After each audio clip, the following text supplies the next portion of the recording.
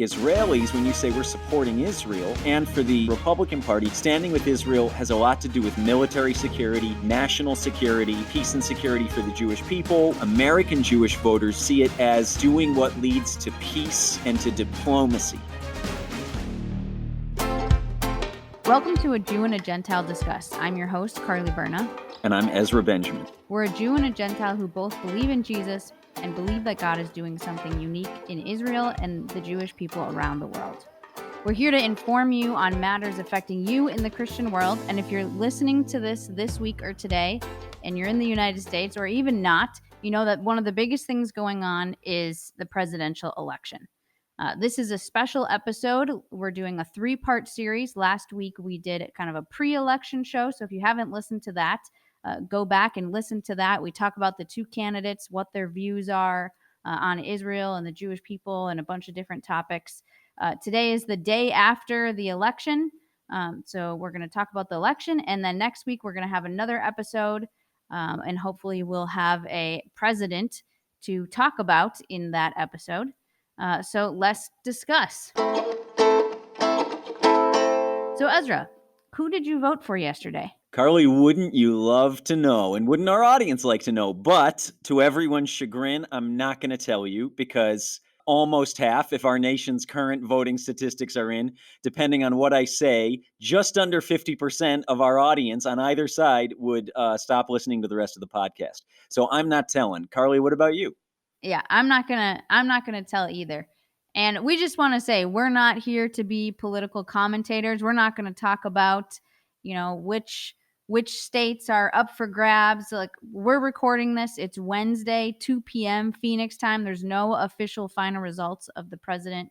And there's all sorts of lawsuits and recounts and things happening. Those aren't the things we're going to talk about. Hopefully, we're going to give a unique perspective that you're not going to hear on any of those news stations.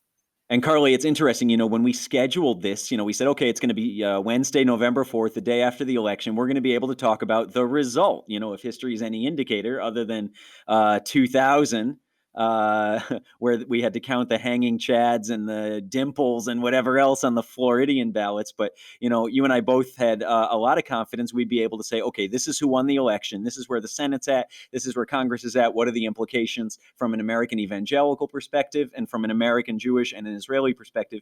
And here we sit unable to talk about that. But I think what we can offer our listeners today is some unique perspectives. How did the evangelical community vote? How did the Jewish community vote? What's Israel have to say about this? Both the secular Israeli community and the Orthodox Jewish community in the land of Israel. So let's jump right in. Carly, talk to us a little bit about what we know about how American evangelicals voted yesterday based on the data we have from exit polls. Yeah, so like we said, there's not a presidential winner yet, so not all the votes are in. But from the early exit polls, it shows that of evangelical white Christians, this is according to ABC News and New York Times, 76% voted for Trump and 23% voted for Biden, which is actually down from 2016, where 81% voted for Trump and 16% for Hillary Clinton. Now, usually evangelical Christians are conservative, so that's nothing to be, surprised at. But it is interesting that it went down about 5% or, skewed in that way, at least in the early polls. So that's from the Christian side. Last week, Ezra, we talked about how Jews usually vote more Democratic. What do the exit polls say about how Jews voted in this election? Yeah, interestingly, or maybe not so interestingly, 2020 is no exception, Carly. The exit polls told us, in fact, that 77% of Jewish voters voted for Joe Biden. 21% left the polls saying they voted for President Trump. So, in fact, that's even more of a split by a percentage point or two than what it has been historically. It's actually the biggest favoritism of the Democratic Party among the American Jewish community since 2008, so 3 or 4 elections ago. But what's interesting is that these generally line up with the historical data, as you mentioned, that we spoke about last week in the pre-election show, which continues to hold true among the American Jewish community, that generally, give or take, 3/4 of the American Jewish voting population is going to vote for the Democratic candidate, and about 1/4 is going to vote for the Republican candidate. We saw the same thing happen this time. And, we shared last week, President Trump a few months ago appealed to the American Jewish community. I'm going to say with somewhat uh, undiplomatic language, as he's been known from time to time to use. Enough about that. But he appealed to the American Jewish community, and in essence said a vote for the Democratic Party is uh, uh, almost a betrayal of Jewish identity and a betrayal of saying you're pro-Israel, thinking he was going to cause, quote unquote, an exodus among the American Jewry from the Democratic Party over to his side of things for the 2020 elections. And interestingly, even with that comment, he further alienated himself, it seems, from those already inclined to vote Democratic in this election. And it's interesting, we would in my family we would joke about this, but anytime you tell a Jewish person or a Jewish family what to do, immediately we go, "Who says?" There's kind of this natural resistance to that kind of authority. So here we see, I'm saying this, our audience can't see it, but I'm smiling. Donald Trump's appeal or exhortation for the Jewish community to vote Republican only made more of them vote Democratic. So big smile on my face as I say that, whether you see that as fortunate or unfortunate, depending on who you want to win this election. He certainly didn't do himself any favors by appealing to the community on the basis of stay loyal to your Jewish and pro-Israel identity.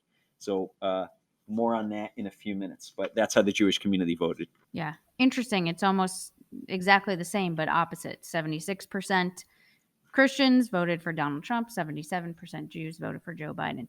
Exactly. And I think, just let me throw this in before we move forward here. I think it's important for our audience, Carly, most of our audience, in fact, based on the information we have, is from a Christian background. We do have some Jewish believers in Jesus. We have some American Jews who may be more observant. Some are secular. But the majority of our audience is from a Christian background of whatever brand or denomination or tradition. And I think there may be a little bit of a misperception because, especially this year, the Trump campaign and those who were very vocal and standing with him, you watch the Trump rallies and every once in a while you'd see an Israeli flag, right, among the supporters. And there's this idea that Trump is pro-Israel, therefore American Jews must be pro-Trump. But in fact, it's the opposite. And as you said, 3/4 of evangelicals Trump, 1/4 of the American Jewish population voted for Donald Trump. So there is not a correlation. In fact, it's inverse there. And it's important for our audience to understand. The fact that Trump aligns himself with what we can call a more pro-Israel agenda does not make American Jews vote for him. One quick statistic here, only 5% of American Jewish voters in the exit polls indicated that Israel and the candidate's stance on Israel was one of their top criteria. Only 5%. Now, 4 years ago, when it was Clinton and Trump in 2016, 9% of American voters said, yes, Israel was one of my top 2 issues and how I voted in the U.S. elections. That fell by almost 50% this year to only 5%. 1 in 20 said Israel had anything to do with the main issues on my mental agenda as I went into the ballot, into the booths. So interesting stats there. Why do you think that is? Do you think it's because Trump has already done some things in Israel, so now they're not as concerned? No, I think, it's how do you define, and this could be a whole 3 podcast series in itself, Carly. How do you define pro-Israel? How do you define standing with or blessing Israel? Israelis, when you say we're supporting Israel, and for the conservative platform in the U.S., the Republican Party, standing with Israel has a lot to do with military security, national security, peace and security for the Jewish people, regardless of whether there's a 1-state or 2-state solution on the table. National security is kind of the first thing that comes to mind, right? Netanyahu came a few years ago and stood in front of the UN in Manhattan, and his appeal was, we need to provide national security for Israel because it relates to national security in the region and ultimately for many nations in the world. And that was related to the Iran nuclear deal. American Jewish voters don't see standing with Israel primarily in terms of national security for Israel, protecting the people, protecting the borders. They see it as doing what leads to peace and to diplomacy. So their view of standing with Israel is a democratic, diplomatic presence in the region who should be doing what it can to create and grow peace with all people. So there's a lot, actually, the American Jewish population, by and large, is rather than saying we need to protect Israel's borders and prevent terrorism, they're saying Israel needs to do whatever it can to broker peace with the Palestinians. So it's almost I don't want to say opposite, but there's a very different list of top priorities in terms of how Israelis are thinking about issues on the table versus how American Jews are thinking about it. So I think that's part of it, Carly, is how do you define one, it's Israel is not on the forefront of 19 out of 20 American Jewish voters' minds. And even if it is, why is it there? Not necessarily for national security. So again, a real split between how the American evangelical community defines pro-Israel and how the American Jewish community itself defines supporting the Jewish state, the nation of Israel. Yeah, interesting. So as we mentioned, there really is no official outcome as of this very moment. So Ezra, how would a non-outcome right now affect Israel immediately or in the short term? Yeah, however you come down, and if you talk to market analysts in terms of economics, you talk to political analysts, you talk to government representatives, it sounds like the worst possible outcome was uncertainty. Uncertainty, as we say, is bad for everybody, regardless of who you voted for president and whether you're going to be happy or not. I think everybody was kind of hoping, okay, we're going to have an answer and we're going to move forward.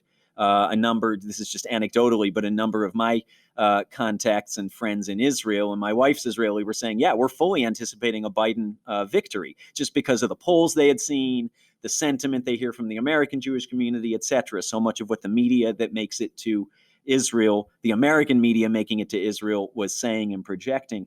And so there's a surprise that there wasn't a very clear Biden victory. But I think the challenge here is that uncertainty is negative for all. And the more uncertain and potentially chaotic that things get as there's lawsuits and vote contestations and everything else that may come down the pike here in the coming days, the more uncertain and unstable that gets. One, economically, we know historically that uncertainty leads to economic decline.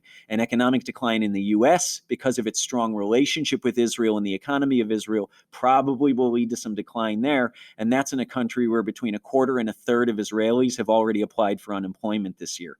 Imagine the strain on the Israeli government that at one point a third of Israelis were on government unemployment because they lost their jobs. Tourism is the main industry in Israel. And so when that ground to a halt because of international border closures and Israel having to close itself off from the rest of the world to prevent the spread of COVID earlier this year, the economy ground to a halt. So I think that's another factor here, is the uncertainty will certainly prolong the status quo because of COVID, because of political unrest, et cetera. And that's going to be very hard for the Israeli economy. But another thing I want to mention here, Carly, before I throw it back to you is, interestingly, in the summer when COVID was at its height, right? And, the U.S. was trying to open up, but was still largely shut down. All of Europe was shut down. Very quietly, or not so quietly, depending on which news you watch, Israel started to talk about annexing the West Bank, making that part of mainland Israel. And there was this huge uproar in the Middle East, but because everybody was focused on COVID, somehow it didn't seem like a lot of people were paying attention to it until it was almost about to happen. And we know with the Abraham Accords, the Abraham peace deals, with the Emirates, now with Sudan, with Bahrain, other countries, that the annexation ended up not happening for now. Netanyahu agreed to that as part of these peace accords. But I guess to come back to the question you asked, in the midst of the United States and really a lot of the world's attention being largely focused on inconclusive results in our own election, it's going to be very interesting to see what action Israel takes in the next couple of days, next few weeks in the region, and what action Arab countries, either now in diplomatic relationship with Israel or hostile toward the Jewish state, what actions they take when they think that the attention of the world is diverted from what's happening in the Middle East for a few moments in history. So economically, it's going to be a challenge, and I think it's just going to be interesting to see what quietly or not so quietly happens in the region, while the U.S. is very, very much obsessed right now with its own business. Yeah, that's interesting. It's almost like a distraction. So if some of Israel's enemies, I'll call them, are kind of looking at this as an opportunity, well, hopefully we have results quickly enough that there isn't anything negative that happens to Israel from a security perspective. So that's if there's a non-outcome. But what if, very quickly we will have an outcome, hopefully. Either way, in the next podcast, hopefully we will have a final outcome and we can talk about whichever president we will have and how that will affect Israel. What do you think the immediate effect would be if either Trump or Biden were the next president? Yeah, in the nation and among the people living in Israel, Carly, it's hard to say. What we do know is that Trump and Netanyahu, at least publicly, and I believe, when the cameras are off as well, are good friends. They have similar national security stances. Trump has done a lot, as we know, to relocate the U.S. Embassy to Jerusalem a couple of years ago, recognizing Jerusalem as the eternal capital of Israel. So certainly it would be a blow for Netanyahu. We don't know how Biden's relationship with Netanyahu would be if Netanyahu retains the prime ministership in Israel, which is also a giant question mark with the scandal and Israel now considering, in fact, a fourth election because the first three were indecisive over the last couple of years. But that's a podcast for another day. So certainly Netanyahu is in favor of a Trump victory, and it remains to be seen how he and Biden would or would not get along. Things during the Obama administration with Obama and Netanyahu were certainly strained, to say the least.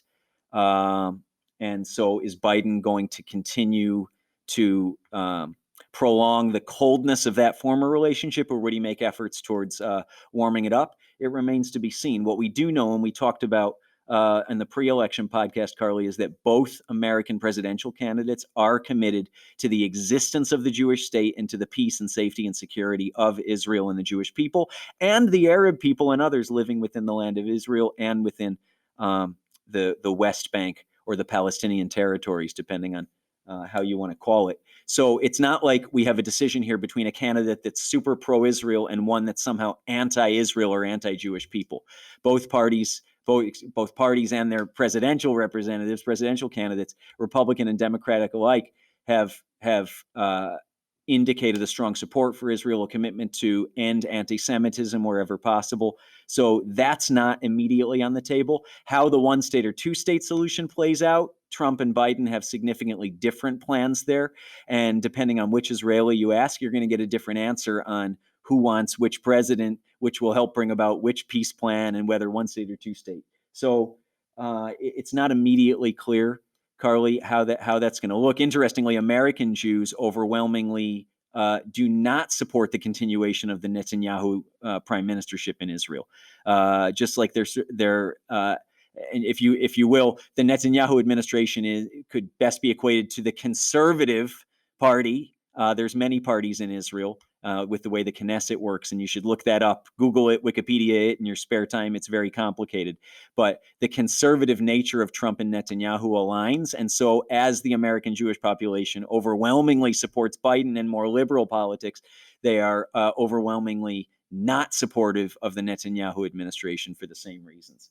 So interesting there. But if Biden wins again, we don't know. New president, new strategies, and we know what Biden has written in terms of his intentions to stand with Israel, to broker peace, to work towards the two-state solution. But actions speak louder than words, and a president is measured by what he does or she does when their term is over, not by what they said before they get elected. So it remains to be seen. But Israelis are watching, and I think many Israelis are surprised that Biden didn't have a landslide yesterday based on everything they'd heard in the months leading up.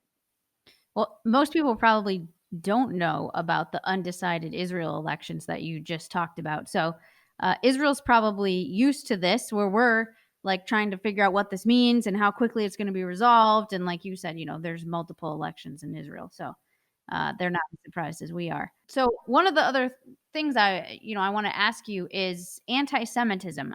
I'm just being kind of speculative here, but in America, people are worried about if Trump or Biden win, that there might be riots. I mean, businesses are even closing down. Some businesses were closed on election day. There's even some businesses boarding up their windows to prepare for some type of rioting.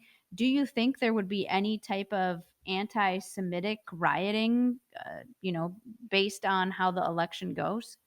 Yeah. I'm going to give you a Jewish answer since it's a Jew and a Gentile discuss. Yes and no. Why do I say that? What we do know already prior to the elections, Carly, is that there was a sharp increase in 2019, according to the stats and the number of incident reports that the Anti-Defamation League, the ADL, puts out. Significant increase in anti-Semitism in 2019. So that's already kind of in the waters, if you will.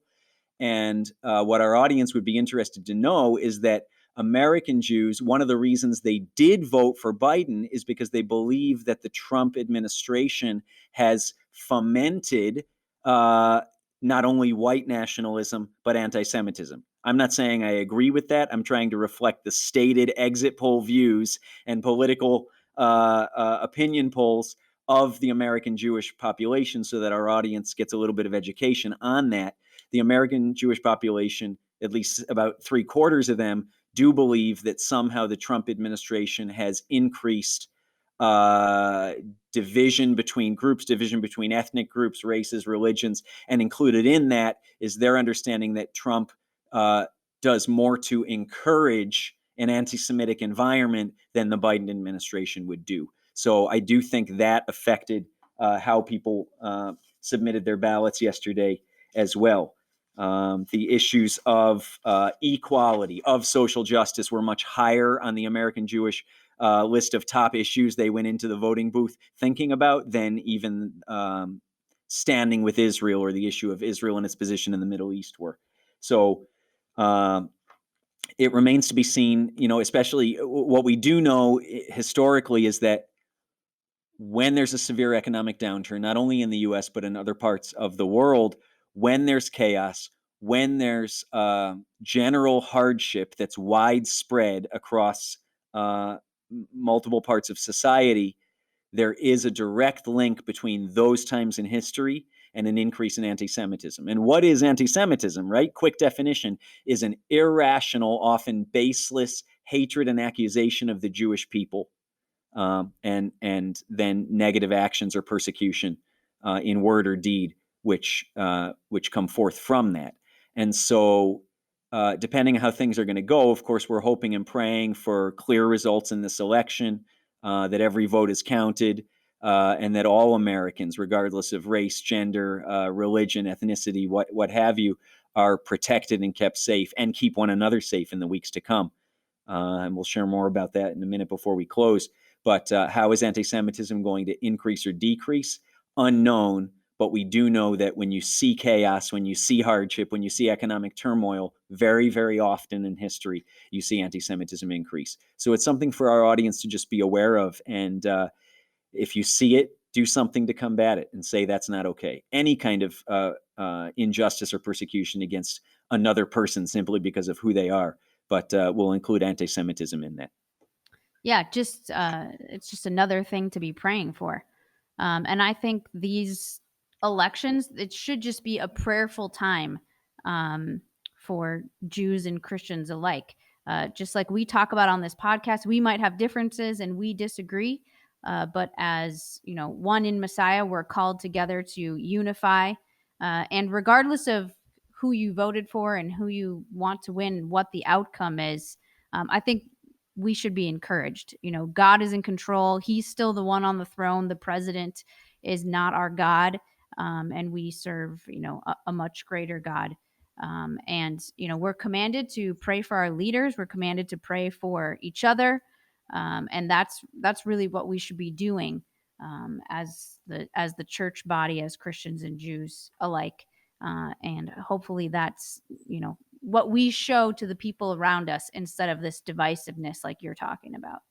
Right. I'm thinking of Paul in the New Testament, right? This famous Jewish apostle. And before he had a revelation of the messiahship of Jesus, of Yeshua, we say in Hebrew, he was actively persecuting the first Jewish believers in Jesus, actively, like condoning and assisting in their execution.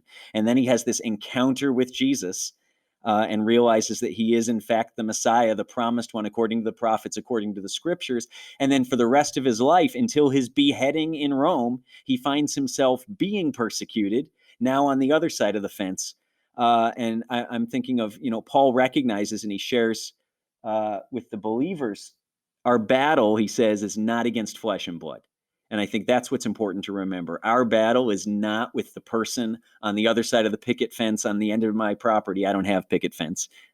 Phoenix is not a lot of picket fence here, more like stucco and cactus. But anyway, not with the person on the other side of the fence, our neighbor, our family member, somebody who's in our church or congregation, who didn't vote like we did. Our battle isn't with them. Our battle, the scriptures tell us, Paul tells us, is against powers and principalities and forces of wickedness in high places, and that's where the real contention is, and that's where it needs to be. So, just like you said, Carly, we just got to remember where the real battle is, and if we end up fighting each other as though the person next to us and how they voted is the sole factor in how things are going to go in world history, as we understand that they will or should, we've missed something. So agreed, being prayerful, respecting the differences of others. If you have friends or family who are Jewish, you have a 75% chance that they voted for Joe Biden, and maybe you didn't. And maybe they voted for Trump, and you can ask them why and say, hey, that's unique among the Jewish community. Tell me about that. But again, it's important to understand everybody has reasons for why they did what they did. We all have a desired outcome one way or the other, which you and I are intentionally not sharing, Carly, but understanding, remaining prayerful, and remembering we're not fighting each other.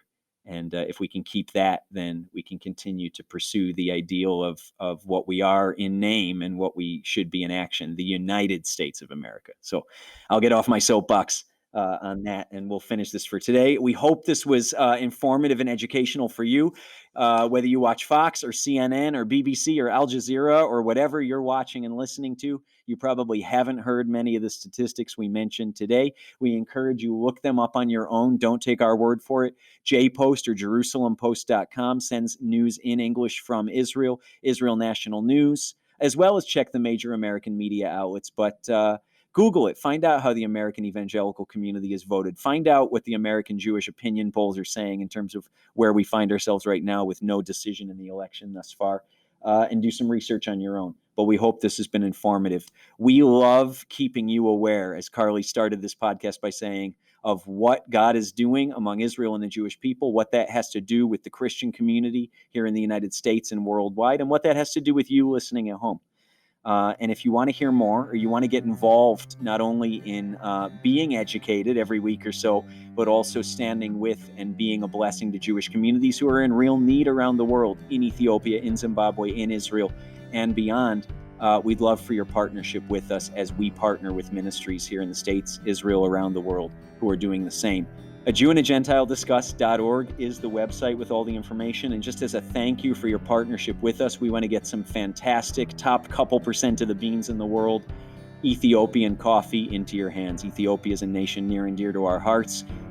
Jewish community remaining in Ethiopia of tens of thousands who are in real need, and we stand with them. And if you want to stand with us in standing with them, we'll get you some delicious coffee, just as a reminder to pray for them and for Jewish communities around the world in need, and as a thank you for your partnership. Again, all the details and how you can get involved are on our website, a Jew and a Gentile discuss.org. Yeah, and we just want to thank you so much for listening today. Like Ezra said, I hope you learned something, got something unique out of this that you're not hearing on just the regular national news. As we mentioned, this is a 3-part series, so if you didn't listen to the pre-election, go back and listen to that. Tune in next week to hear us talk about the post-election results and how that will affect Israel and the Jewish people. If you want to hear more episodes of this podcast, subscribe to us wherever you get your podcasts. We'd also love if you leave us a review. We love hearing your feedback. Share this podcast with someone you know. You can also follow us on social media at the handle A Jew and a Gentile Discuss. If there's anything you want to have us discuss, you can enter that there. We read all of the comments. Thanks again so much for listening. Join us next week for another episode. This show is a production of Jewish Voice Ministries International.